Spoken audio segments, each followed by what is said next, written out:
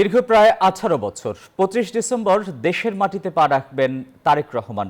দলীয় নেতাকর্মী সহ গণতন্ত্রমনা জনতার হৃদয়ে এক অন্যরকম আশার আলো। সারা দেশের চেয়ে বগুড়ার মানুষের আনন্দ যেন আরেকটু বেশি। বগুড়ার তৃণমূলকে সংগঠিত করেছিলেন তিনি, বলছেন স্থানীয় নেতাকর্মীরা। তার আগমনের অপেক্ষায় তাই লাখো মানুষ। বগুড়া থেকে আব্দুর রাজ্জাকের ক্যামেরায় আব্দুস সালাম বাবুর রিপোর্টে বিস্তারিত।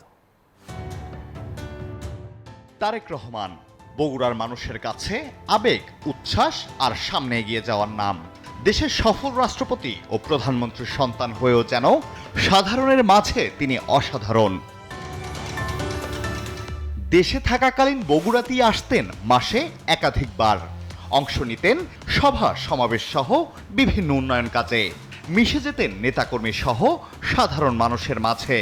বগুড়ার প্রতি তার ভালোবাসা, ভাবনা, শিক্ষা, স্বাস্থ্য, যোগাযোগ ব্যবস্থার উন্নয়ন, আধুনিক নাগরিক সুবিধা তার হাত ধরেই পৌঁছে গেছে প্রত্যন্ত অঞ্চলে।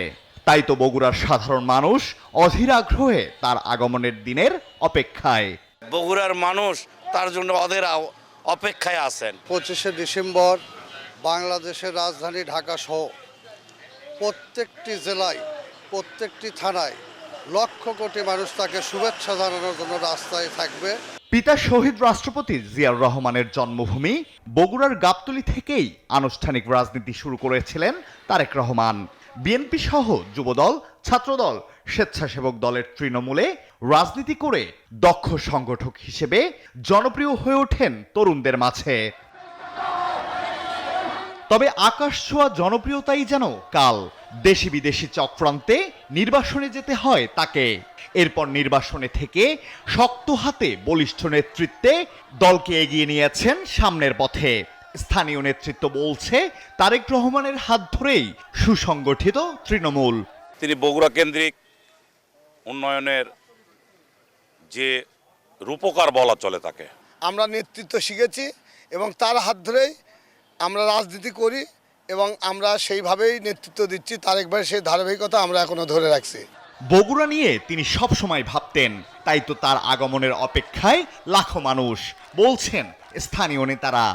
সাহস দিয়ে, শক্তি দিয়ে এবং উৎসাহ দিয়ে তিনি গত 17 বছর এই নেতৃত্ব দিয়েছেন সারা বাংলাদেশে।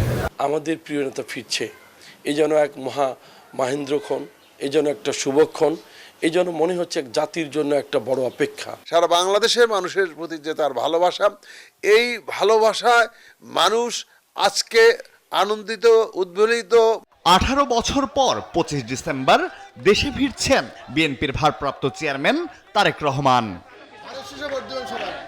আলহাদি খান, নিউজ 24।